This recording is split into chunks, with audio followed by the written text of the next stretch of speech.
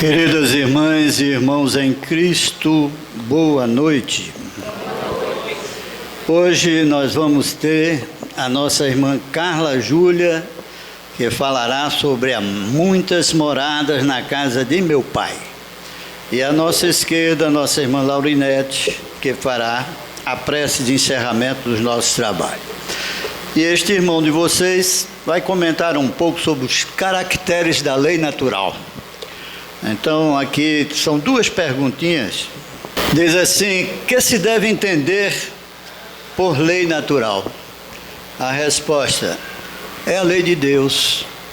É aquela que Jesus tão bem se expressou, e nós que aqui nos encontramos reencarnados, costumamos sempre duvidar da existência daquele que é o Criador de todas as coisas, inclusive de nós.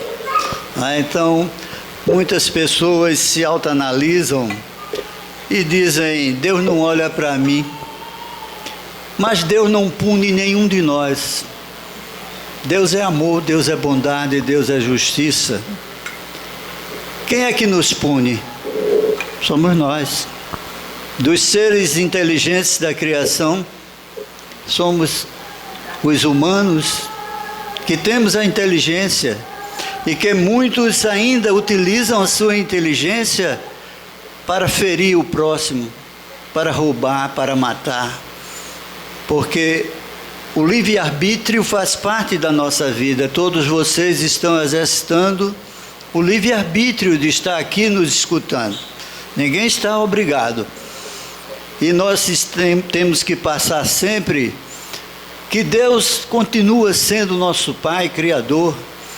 Nós aqui estamos sempre com uma coisinha chamada consciência, que é o grande juiz que nós temos. Podemos fazer o que quiser. Ninguém pode estar sabendo, mas nós sabemos. Quando a gente faz algo errado contra principalmente nossos semelhantes, nós sabemos o que é que estamos fazendo. Então, a lei divina é imutável. Nós temos a lei humana que, vez por outra, está sofrendo modificações, se aperfeiçoando, mas a lei de Deus não. Então, é preciso que os que aqui se encontram, não é? Na casa espírita buscando auxílio, eu sempre costumo falar sobre isso. Inicialmente, tem que alicerçar um conhecimento que é importantíssimo, que é a imortalidade de nossa alma, do nosso espírito. Não acreditar na imortalidade da alma, aqueles que dizem: não, quem é bom morreu, vai para o céu, quem é mau vai para o inferno. E quem nem é bom nem mau fica num lugar chamado purgatório. Então são coisas que hoje nós não podemos mais aceitar. Se Deus é bondade, Deus é justiça, Deus é amor, Ele nos fez para chegar até Ele. O caminho é longo, difícil, porque a parte material nos puxa muito. Há pessoas que só querem um bem material, não levará nada do que amealhou quando o corpo cessar. Pode ter o enterro mais bonito que for, o caixão mais bonito, mais caro, mas vai para debaixo do chão, a matéria. E esse espírito liberto da sua matéria vai de encontro àquilo que ele plantou. Todos nós hoje estamos plantando o nosso futuro. Muita gente me pergunta: quando eu morrer eu vou para o céu? Eu não sei. Não posso responder. É a consciência de cada um, do dever cumprido, daquilo que nós plantamos, daquilo que nós fazemos do bom, do melhor para o outro, não só para nós. Então, quando a gente desce do pedestal que nos colocamos muitas vezes, é bom que aprendamos. A casa espírita acolhe a todos que aqui vêm buscar o auxílio, mas eu tenho que sempre dizer: cada um é dono do seu pensamento, de suas vontades e de suas ações. é a liberdade. Então nós não queremos ser cerceados em nosso direito de ir e vir, mas temos também o direito de respeitar o nosso semelhante, entendendo que a minha liberdade começa aonde a dos meus próximos termina e vice-versa. Então, eu sugiro a todos a leitura deste livro, né, que na segunda questão, ele diz assim, o que é que tem aqui? A eterna lei. É a eterna lei de Deus, imutável, jamais se modifica. Ela sempre, tanto é que o Mestre Jesus, quando aqui veio e aqui está, disse, eu sou o caminho, a verdade e a vida para Deus. Então, vamos fazer o que nos cabe, gente. Vamos ter a ideia de abrir um livro para ver se aquilo que está no livro preenche as lacunas do nosso pensamento, se satisfazem realmente. É isso que eu estou buscando? Ou simplesmente uma melhora, depois eu desapareço? Vamos entender que a vida continua, a morte não existe, o que morre é uma matéria que muitas vezes torna-se doente, grosseira, e é até uma libertação para aquele que tanto sofre através do seu corpo material. Então vamos elevar o pensamento, como sempre fazemos, fechando nossos olhos, e em nossa tela mental está a imagem daquele que aqui veio, daquele que aqui se encontra, o Mestre dos Mestres Jesus, e a Ele agradeçamos pela ajuda que tem nos ofertado, pela espiritualidade amiga que está sempre nos orientando, e permite, Senhor, que a nossa irmã, que vai utilizar da palavra, possa ser intuída, orientada, para recebermos a lição que mais necessitamos nesta noite. Assim sendo, damos por iniciada a nossa reunião, passando a palavra para a nossa irmã e amiga, Carla Júlia. Boa noite a todos. Me desculpem, eu alterei o tema. O tema será autodescobrimento. Certa feita eu me encontrava em desdobramento espiritual e tive a oportunidade de conversar com um espírito. E esse espírito era um monge budista. Ele sentou-se na minha frente e muito serenamente, olhando-me fixamente, perguntou: quem é você? Uma pergunta simples. E aí eu comecei a dizer: sou Carla Júlia, mãe de 3 filhos, servidora pública. Ele novamente perguntou: quem é você? Diante da forma como ele perguntou, eu silenciei, que já me senti intimidada. Você responder quem é você não é algo tão simples. Nós somos muito complexos e muitas vezes nós não nos autodeciframos. A segunda pergunta que ele me fez foi: o que você pensa? Claro que eu não respondi absolutamente nada. A terceira pergunta foi: o que você sente? E a quarta: como você age? Olhando-me tranquilamente, respondeu novamente: voltarei a conversar com você em outras oportunidades. Se levantou e foi embora. Nunca esqueci esse espírito. Tão simples, perguntas tão simples, que até hoje eu tento responder. Cláudio, quem é você? Nos conhecemos? Compreendemos as nossas contradições? Contradições entre o que nós falamos, fazemos, pensamos e sentimos? Nem sempre. Somos seres contraditórios. Muitas vezes falamos algo e fazemos o contrário do que estamos falando. Muitas vezes agimos contrariamente ao que estamos pensando. E raras vezes falamos verdadeiramente o que sentimos. Porque falar o que você sente é muito revelador. E é necessário uma coragem muito grande para você falar o que você sente. E nós não desejamos que as pessoas nos conheçam tão profundamente. Quanto maior a intimidade, maior revelação. É no entrechoque do que nós pensamos, sentimos e agimos que nós nos descobrimos. No nível de complexidade que nós nos encontramos na atualidade. Lembrando-se que hoje somos herdeiros de toda uma peregrinação que nós fizemos através de sucessivas reencarnações. Mas, salvo raras exceções, todos nós temos muita dificuldade na área do sentimento. E eu insisto muito nesse tema, até para me autodecifrar. Temos muita dificuldade na área do sentimento. Nós estamos iguais a crianças que precisam o tempo todo serem atendidas nos seus desejos, nas suas necessidades. Se nós nos olhássemos como nós olhamos uma criança, que de uma forma trôpega cai e se levanta, com certeza não seríamos tão rígidos no julgamento de cada atitude que o outro tem e que nós temos.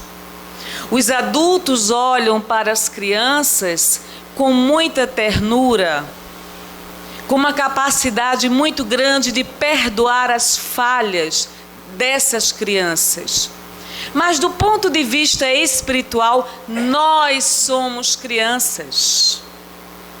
Nós não realizamos ainda o autoempoderamento. O que é o autoempoderamento?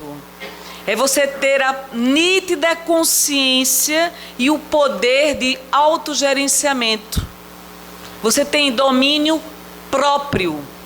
O domínio próprio significa que eu não vou dizer o que eu não devo dizer, eu não vou fazer o que eu não devo fazer, eu não vou sentir o que eu não devo sentir. Esse é o autodomínio.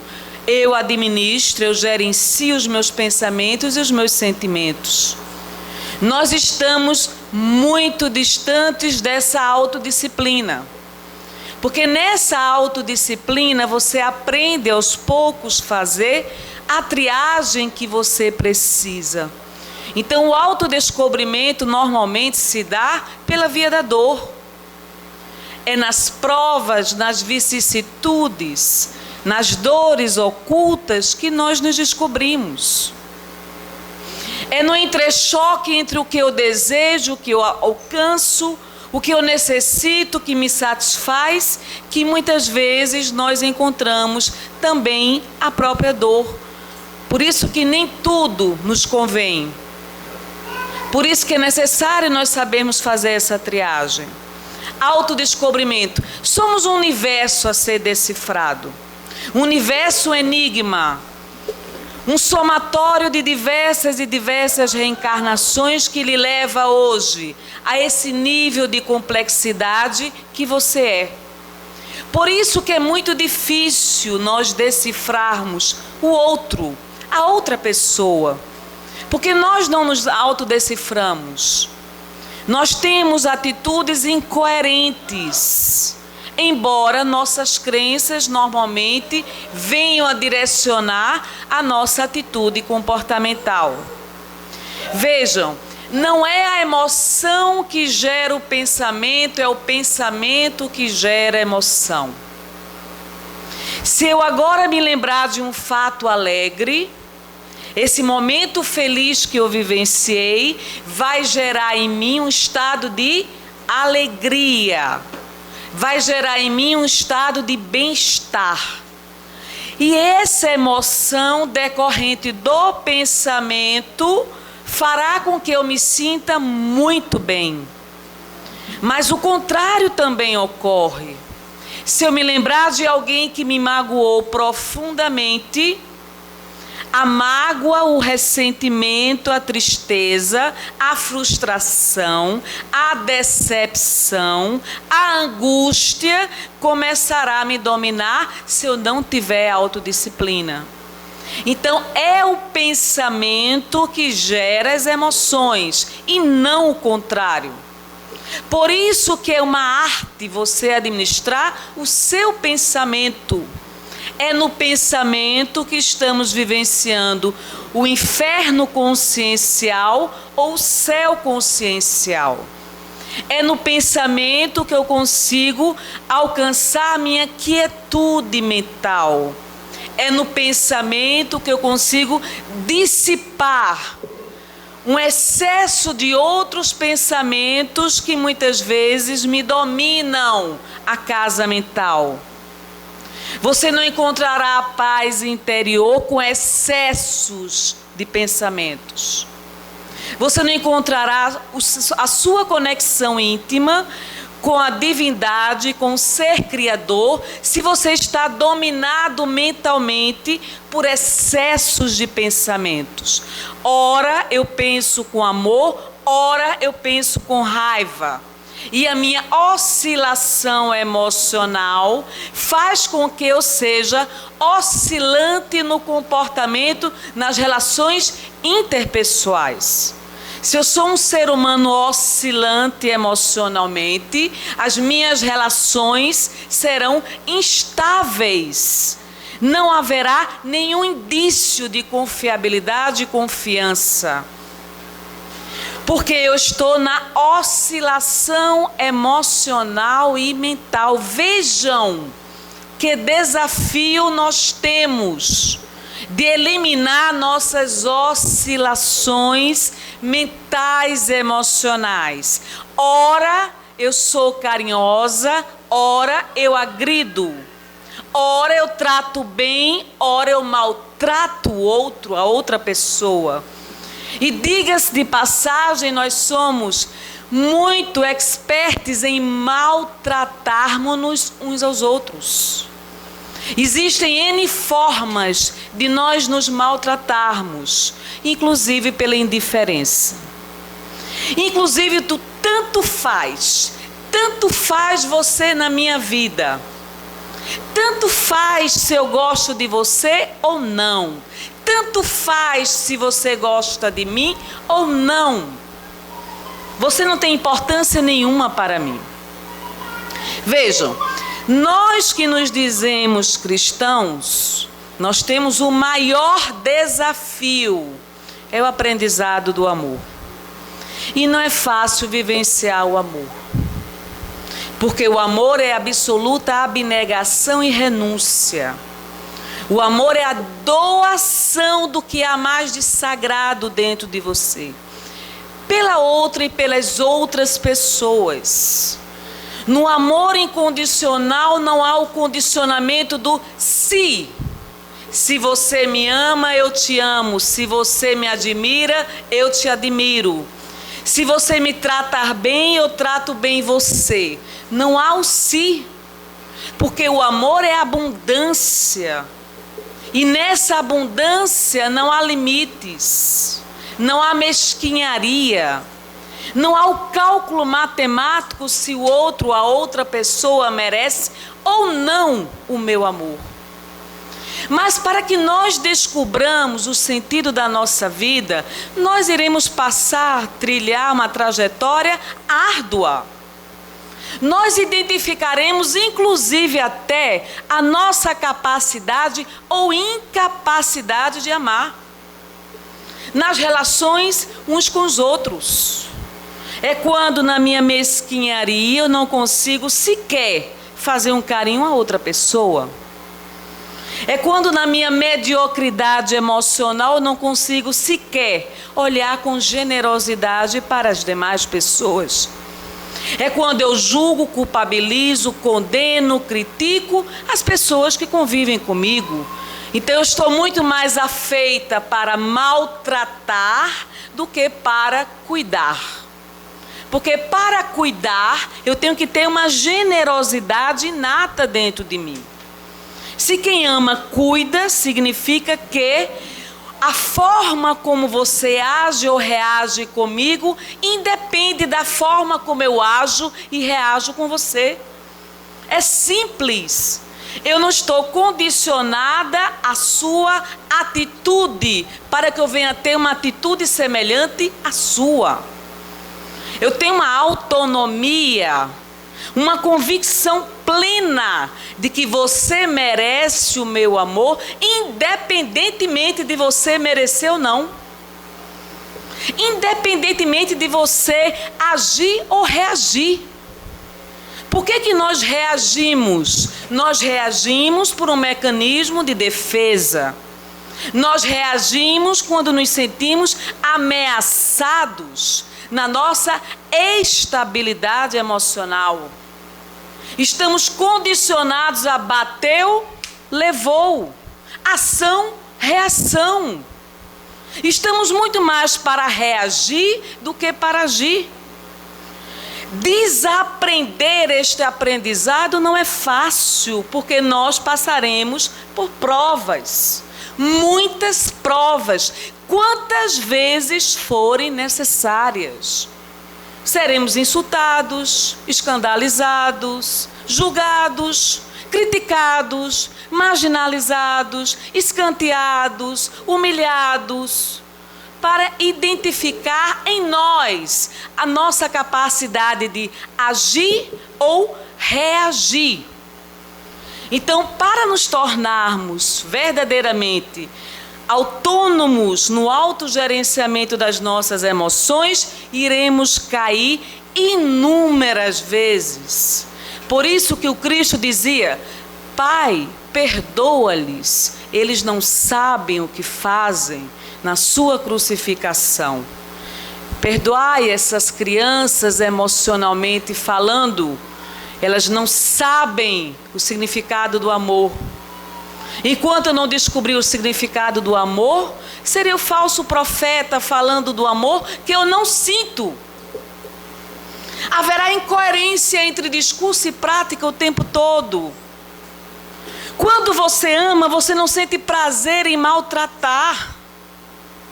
Você não sente prazer em humilhar, em menosprezar? Porque a dor do outro dói em você. Que capacidade é essa de maltratar quem nós amamos? É preciso desaprender este aprendizado. Porque se não for assim, seremos meros intelectuais da doutrina espírita. Doutrina espírita não precisa de intelectuais. Doutrina espírita precisa de pessoas que aprendam a se amarem uns aos outros. Porque o sorriso desta pessoa, o sorriso de Cláudio me faz bem. Eu não quero que Cláudio olhe para mim com mágoa, né, Cláudio? Com ressentimento. Livrai-me disso. Eu quero que Cláudio olhe para mim com um sentimento verdadeiro. Mas você ter a ousadia de expressar seu sentimento verdadeiro por atitudes, por gestos, por palavras carinhosas, não é fácil. Não é fácil. Então esse tema promete, pessoal. Vamos lá. Sentimento, ato ou efeito de sentir. Alguém aqui é destituído da capacidade de sentir? Não. Todos nós sentimos, dos melhores sentimentos aos piores. Não é privilégio de nenhum nem de outro. Carla Júlia tem raiva? Tem. Carla Júlia é indisciplinada? É. É tão indisciplinada que foi necessário aos 16 anos começar na doutrina espírita para ser o que é hoje, ainda ser o que é hoje, né, Cláudio? Vejam que pedra dura, tá certo? Ato ou efeito de sentir. Capacidade para sentir. Veja, capacidade para sentir. O que a gente faz com essa capacidade para sentir? Abafa. Por medo. Medo. E tantas outras coisas que a gente vai ver. Sensibilidade. Quantos de nós sofremos porque temos a capacidade de sentir? E a capacidade de sentir os sentimentos mais contraditórios e diversos. Carências. Alguém aqui é carente? Eu sou. Não devia ser, mas sou. Carência. Por que existe a carência na nossa intimidade espiritual?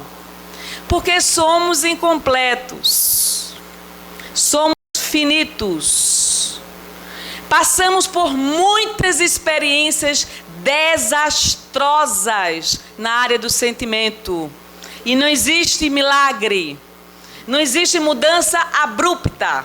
A mudança é gradativa e paulatina.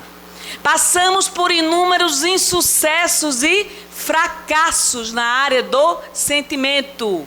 Desistimos muito mais do que perseveramos. E aí surge uma carência enorme, afetiva e espiritual. Quem de nós não gosta da atenção? Alguém aqui não gosta? Todo mundo gosta, não é? Atenção, gestos, atitudes de carinho, gestos de consideração uns pelos outros. Então, a priori, nós temos níveis de carência diferenciados, mas todos nós somos carentes do amor. Então, se alguém se dedica a nós com carinho, nós nos apegamos a esta pessoa. Se nós trabalhamos muitos anos no grupo mediúnico como nós trabalhamos, nós constituímos o quê? Uma família.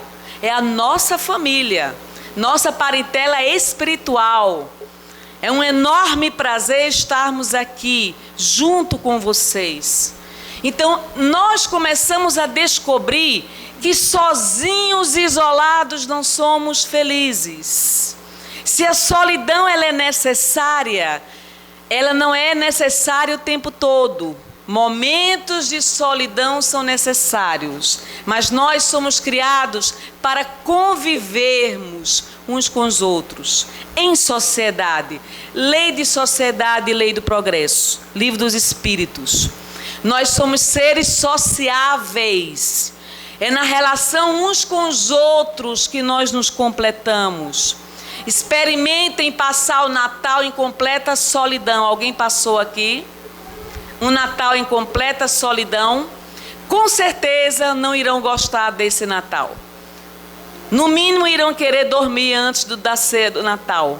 Porque não existe estímulo, não há fraternidade, não há convivência. O que eu estou querendo dizer é que, apesar da assistência espiritual dos benfeitores espirituais, nós precisamos uns dos outros. E o interessante é que, com o passar dos anos, nós aprendemos melhor a valorizar as pessoas que passam pelo nosso caminho.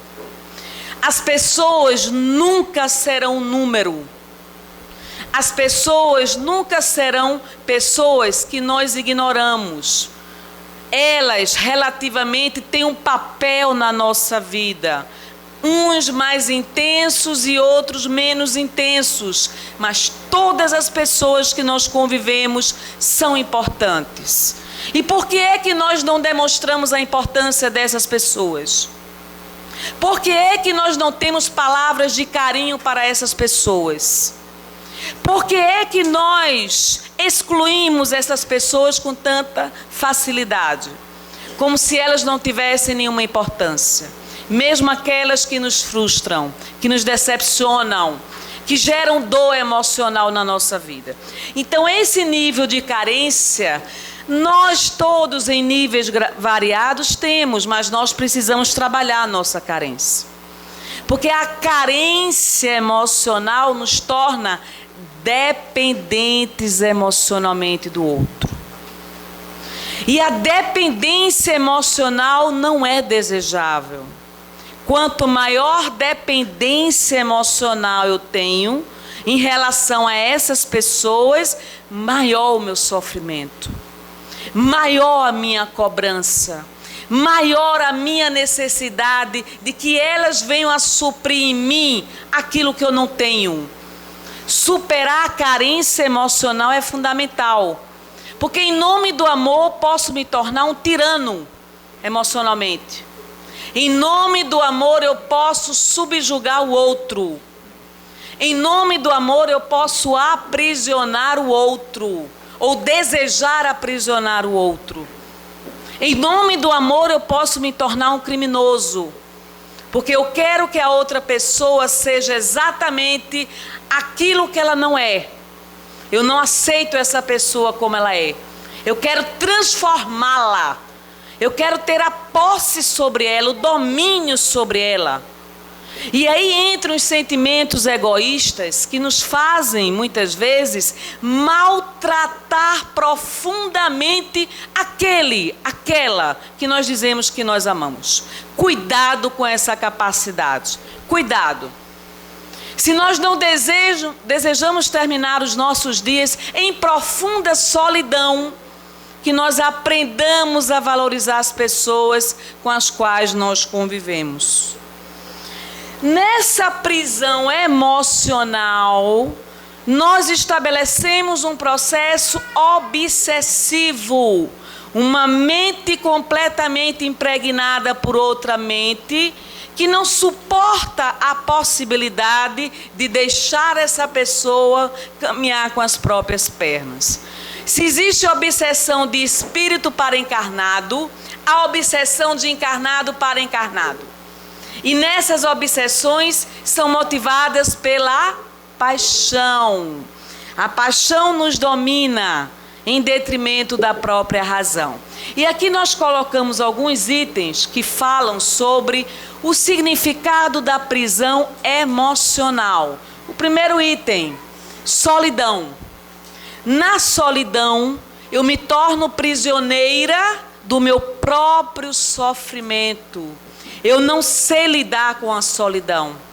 Eu não sei conviver com a minha solidão. E aí eu vou me enclausurando nessa dor que me maltrata diuturnamente. Me maltrato numa situação excessiva. Nessa autocobrança que me torna um tirano em relação a mim mesmo.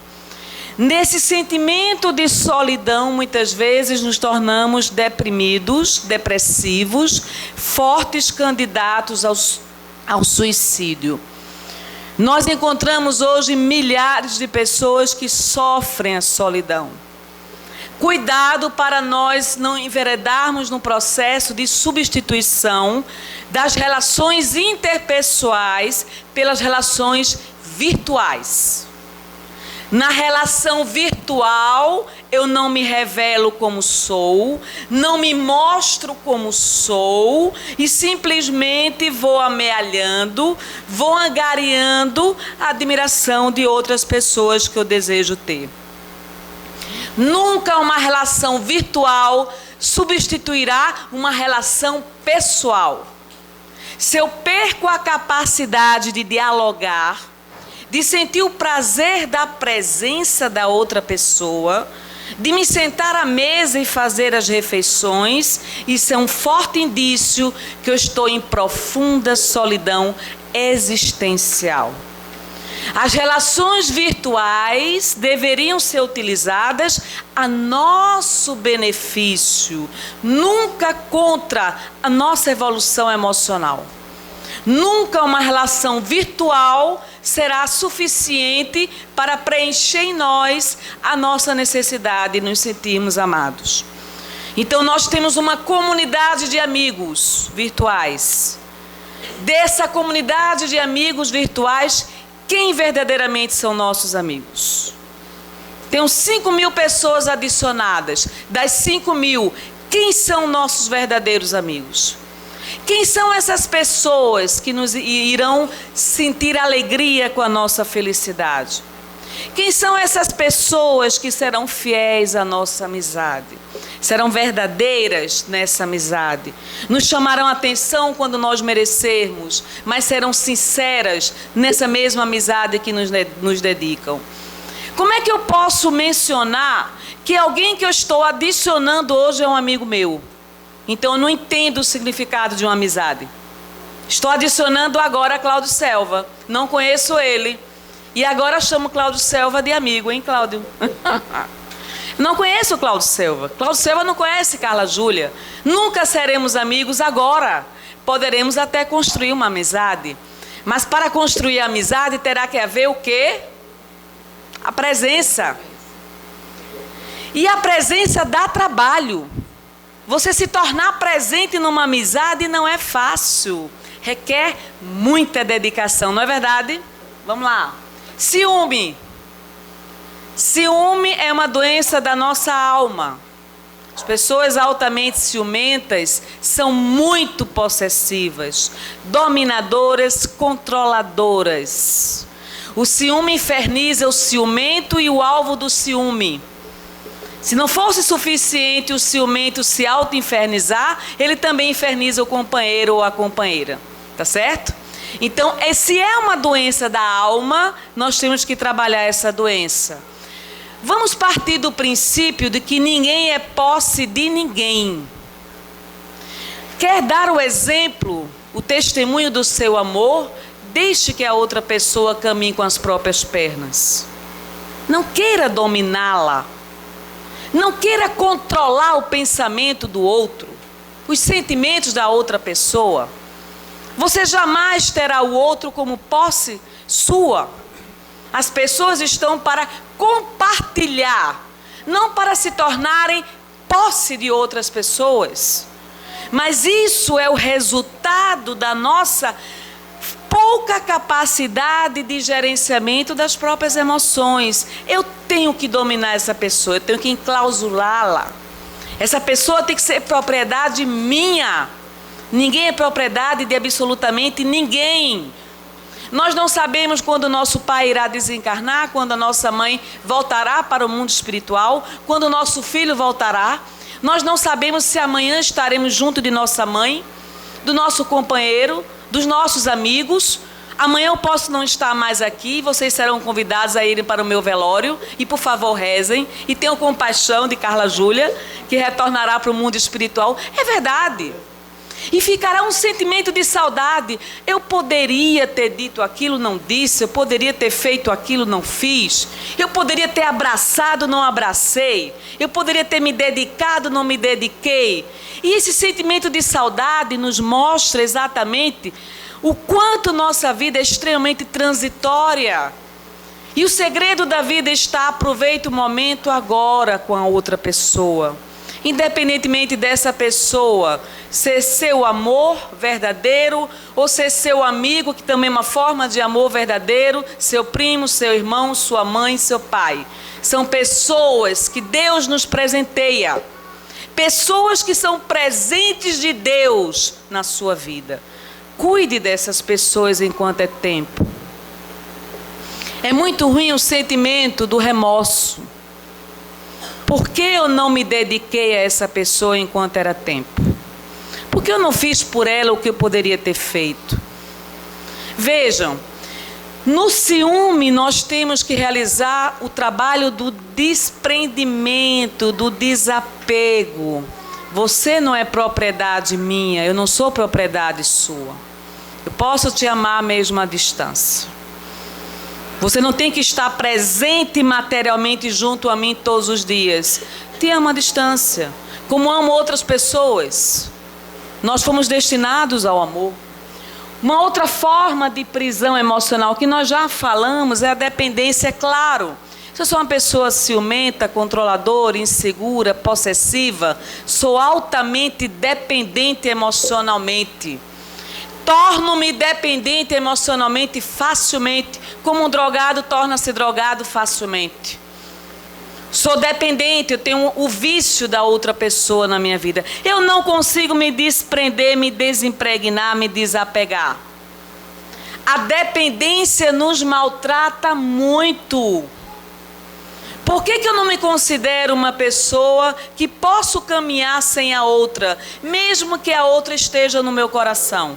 Posso caminhar sim, devo caminhar.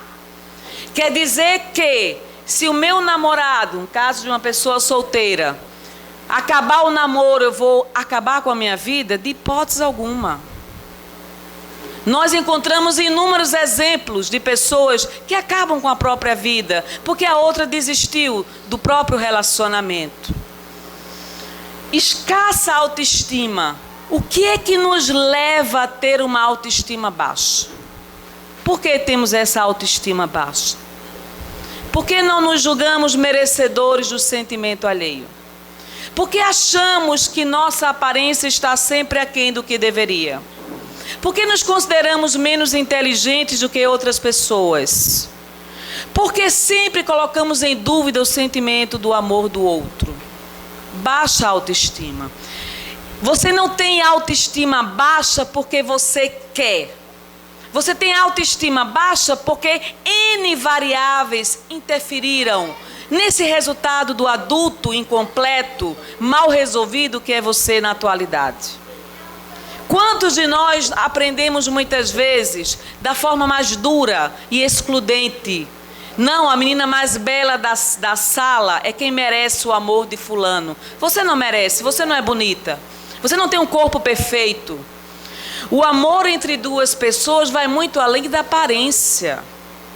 Existe uma coisa que se chama atração magnética, fluídica, que faz com que nós nos sintamos atraídos fluidicamente, magneticamente, uns pelos outros. E muitas vezes isso não tem nada a ver com a aparência física. Mas como eu admiro Laurinete. Como eu admiro essa pessoa de Laurinete. Me encanto por essa pessoa. Então eu sinto admiração por ela. E essa afinidade fluídica faz com que eu me sinta muito bem na presença de Laurinete. Afinidade espiritual, a doutrina espírita explica isso. Ah, mas fulano eu convivo 3 anos e não consigo ter afinidade nenhuma. Claro, de semelhança fluídica, de semelhança magnética. Os fluidos não combinam. Visão de mundo não combina. Existe uma forma que nós temos para trabalhar essa dissemelhança. Não quer dizer que a falta de afinidade de hoje não possa ser superada. Pode, mas vai dar trabalho. E nós não estamos dispostos a ter trabalho com ninguém. Então, voltei. Nessa escassa autoestima, nós temos que fazer um autoinvestimento imprescindível. A quantidade de pessoas que passam pelas nossas consultas, né, Cessa? Quantidade de pessoas que estão com a baixa autoestima é muito grande. Pessoas que estão se entupindo de remédios o tempo todo. Pessoas que estão se sentindo infelizes.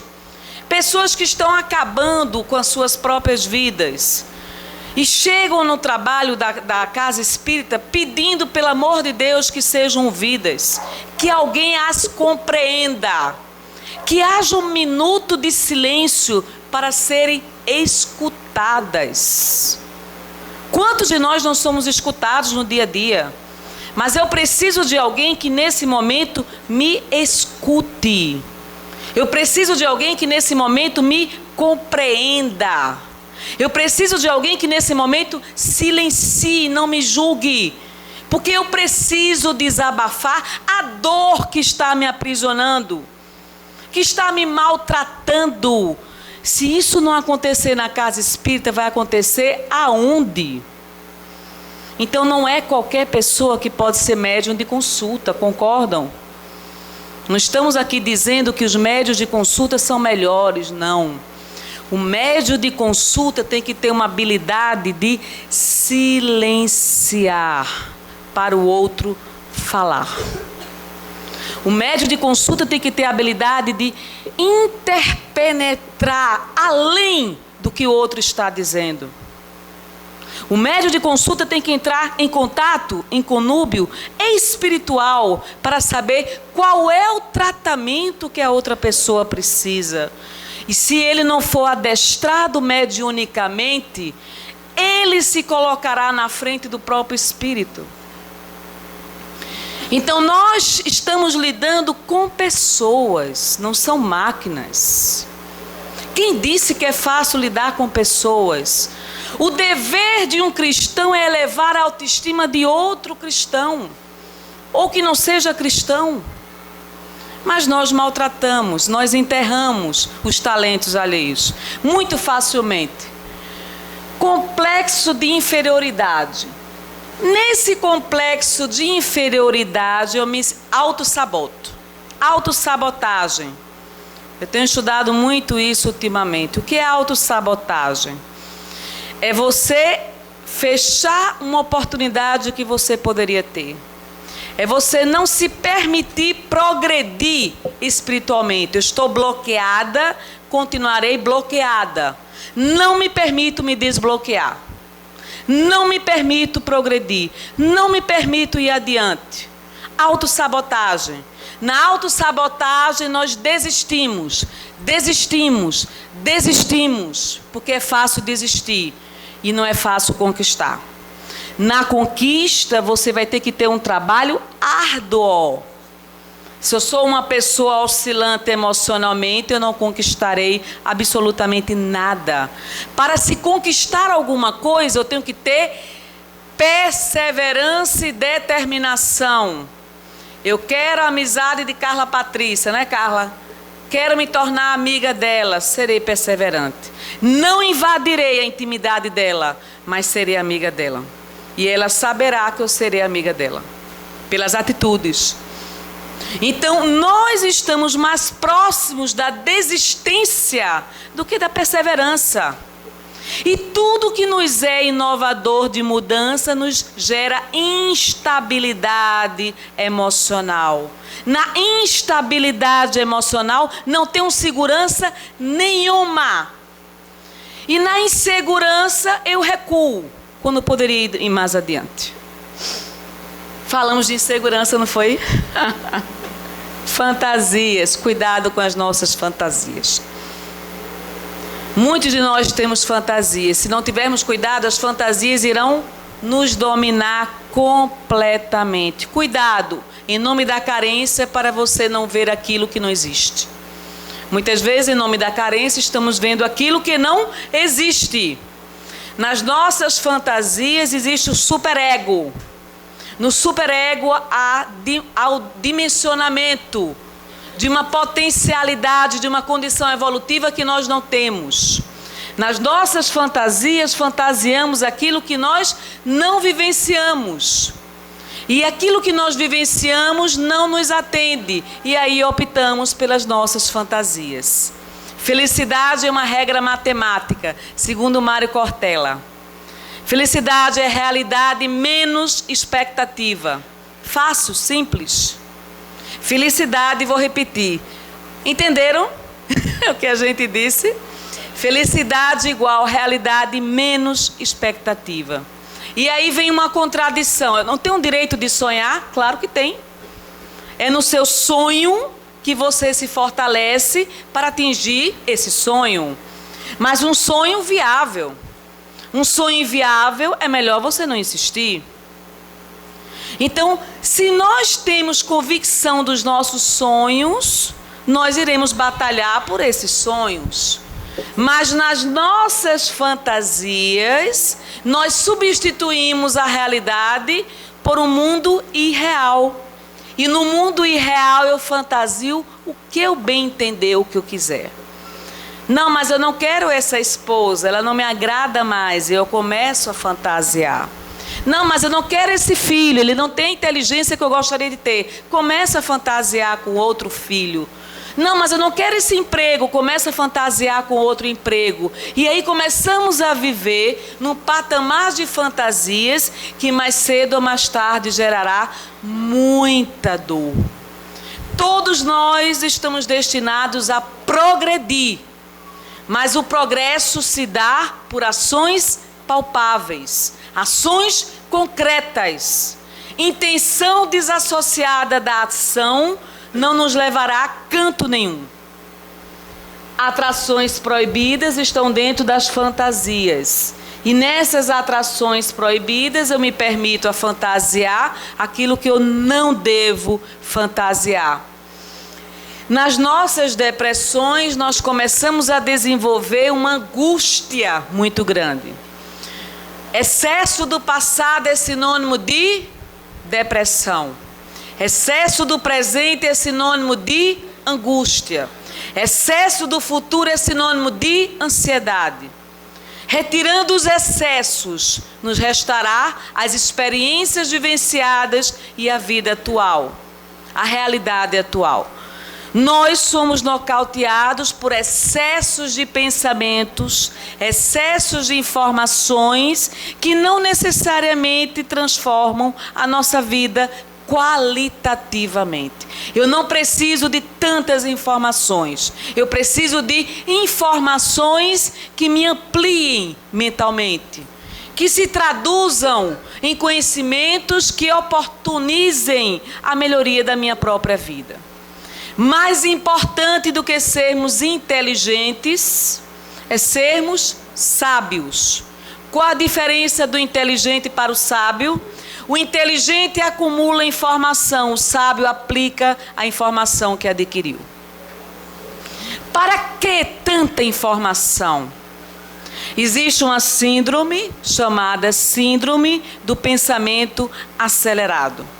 Essa síndrome do pensamento acelerado nos leva a uma incapacidade de parar, a uma incapacidade de viver o momento agora, a uma incapacidade de fazer uma meditação, a uma incapacidade da quietude mental, porque eu estou com a minha mente acelerada. Eu estou no piloto automático fazendo 1001 atividades. Eu não consigo parar. Eu não consigo me sentar e simplesmente me conectar com a minha essência espiritual. A quietude espiritual é algo fundamental. Mas a quietude espiritual é o resultado do silêncio interior. Se eu sou uma pessoa que estou no piloto automático 24 horas por dia, eu não consigo parar. Eu não consigo gerenciar o meu pensamento. Já acordo na carreira. Acordo na idade emocional de 30 anos, vou dormir com 80 anos na idade emocional. O que foi que aconteceu no intervalo de um dia que fizesse com que houvesse a minha oscilação emocional? Acordei com 30 anos, adormeci com 80 anos. Quando consigo adormecer? Porque uma mente que está extremamente ansiosa não consegue se desconectar. Teremos oscilações durante o sono. Não conseguiremos nos desprender do corpo material. Não conseguiremos entrar em contato com o mundo espiritual. Tamanha agitação mental. Acordaremos todas as noites naquele horário durante a noite. Acordaremos com sensação de cansaço mental, porque a nossa mente não se desimpregnou. Estamos impregnados por tantas preocupações, por tantas atividades, por tantos afazeres. E vejam que nós fazemos isso sim, porque isso é o resultado do mundo atual. De repente, sentar na mesa e almoçar com os filhos pode ser perda de tempo. De repente, fazer uma programação no final de semana, não temos tempo. Nós não temos tempo para conversar com o outro. Nós não temos tempo para fazer uma conversa íntima conosco mesmo, porque estamos atabalhoados de afazeres. É preciso dar uma debreada neste carro desenfreado. Esse carro precisa voltar ao seu ritmo normal. Eu não tenho que fazer tantas coisas ao mesmo tempo. Eu não tenho que projetar uma felicidade que eu não estou sentindo. Eu não tenho que aparentar um equilíbrio que eu não tenho. Eu não tenho que viver em função da imagem que eu projeto. Eu tenho que encontrar o caos que existe dentro de mim. Nós somos constituídos de sombra e luz. Identificar a sombra íntima que existe dentro de você é você entrar em conexão com tudo que lhe perturba. O que é que nos perturba? Frustração, decepção, angústia, ansiedade, julgamentos, preconceitos, ideias fixas, decepções, desistências e uma lista enorme de sentimentos e emoções que geram instabilidade emocional. Como reverter esse processo? É o que a gente vai ver mais adiante. Então, as nossas depressões começam sorrateiramente. Existem períodos que nós estamos deprimidos espiritualmente. E se estamos deprimidos espiritualmente, é um sentimento de tristeza inata que está nos dominando a mente e o nosso coração. Nessa depressão, eu tenho que buscar a minha autocura. A depressão mata, a tristeza mata. Tem pessoas que estão morrendo vítimas da tristeza. O coração não suporta a carga emocional da tristeza. Ninguém se torna triste porque quer. E aí vem a firmeza da fé. Quando nós estamos no auge da dor, nos sentimos frágeis espiritualmente. Na nossa fragilidade, se nós não tivermos cuidado, nos tornaremos dependentes químicos, dependentes de comprimidos da farmácia, dependentes de substâncias psicoativas, ou nos tornaremos pessoas dependentes da imagem. Buscaremos alguma forma de dependência, quer seja na gula, quer seja no sexo, quer seja nas ilusões, quer seja de qualquer forma. Falta de fé. Quando nós encontramos o Cristo, é impossível permanecermos o mesmo. O Cristo de Deus tem uma qualidade inata. Vem sendo estudado por Augusto Cury. Ele publicou 5 livros falando sobre o Cristo. Como cientista, como psiquiatra, ele fez uma pesquisa do ponto de vista acadêmico. E ele chegou a uma conclusão fantástica. A inteligência do Cristo é infinitamente superior à capacidade da ciência de dimensioná-la. O Cristo de Deus se aproximava das pessoas sem jamais julgá-las pelo que elas faziam. A mulher samaritana, na época, os samaritanos eram condenados e eram julgados num preconceito terrível pelos judeus.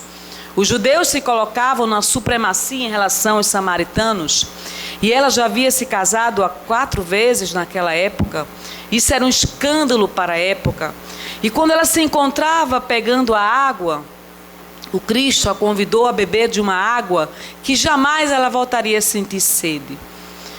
Mas a amorosidade do Cristo perante aquela mulher foi tamanha que transformou a vida dela completamente. Ele tinha essa capacidade. Quando ele olhava as pessoas, ele conhecia essas pessoas não pela extensão dos erros que elas cometiam, mas porque elas poderiam vir a ser que ainda não eram. O amor dele era tão grande que ele curava não só os corpos, mas as almas enfermas. Nesse sentido, todos nós precisamos do Cristo de Deus. Nós temos nossas enfermidades morais e espirituais. E há momentos que só o Cristo pode nos consolar. Há momentos que a dor é tão insuportável que só Ele pode nos dar a resignação que nós ainda não temos. Há momentos que nos sentimos tão fragilizados, o coração dói tanto, por tantas situações e experiências de fracasso, que só o Cristo de Deus pode nos soerguer. Por que nós retardamos esse encontro infinitamente com Ele? O momento é agora. E uma vez que nós possamos nos encontrar com Cristo, há que se ter uma mudança muito grande em nossa própria vida. E aí eu trouxe uma reflexão. Respeitemos a firmeza da fé onde ela existir, mas não olvidemos a edificação da nossa para a vitória estável. Eu tenho que ter fé em Deus, mas tenho que ter fé em mim também. Eu tenho que amar a Deus, mas tenho que me amar também. Eu não posso amar o outro e não me amar. Eu não posso amar a Deus e não ter amor por mim. Como eu posso me amar? Me tratando melhor, cuidando de mim, cuidando das minhas energias mentais e emocionais, fazendo a triagem dos pensamentos que me convêm daqueles que não me convêm. Se eu não desejo que ninguém me maltrate, eu não posso maltratar a mim mesma. E não devo maltratar a quem quer que seja. Se eu me lembrasse sempre disso, não cometeria tantas falhas. Mas nós esquecemos no momento da prova, não é? E os que estão sobre a pedra, estes são os que, ouvindo a palavra, a recebem com alegria, mas como não têm raiz, apenas creem por algum tempo, e na época da tentação se desviam. O interessante é que o Cristo escolheu os apóstolos, homens falíveis. Pedro era vacilante na própria fé. Judas o traiu. Quem dos apóstolos permaneceu até o fim junto do Cristo? Ele conhecia a extensão das falhas daqueles que ele elegera como apóstolos, como seus discípulos. Porém, nós todos somos a extensão desses discípulos. Falhamos no momento mais crucial. Falhamos com o outro, falhamos conosco, falhamos com as esperanças que o outro deposita em nós, falhamos com as nossas esperanças. Estamos mais próximos das falhas do que dos acertos. Nesse sentido, nós temos que ter compaixão. Compaixão com todos nós, porque em algum momento eu estou falhando. E muitas vezes essas falhas são multiplicadas várias vezes no próprio dia. Nesse dia de hoje eu posso ter cometido muitas falhas. Na minha impaciência, na minha intolerância, na minha capacidade de responder, de ofender, de agredir, de recriminar, de julgar, de culpabilizar o outro. Então, no momento da tentação, a gente se desvia. Por que a gente se desvia? Pela nossa vulnerabilidade.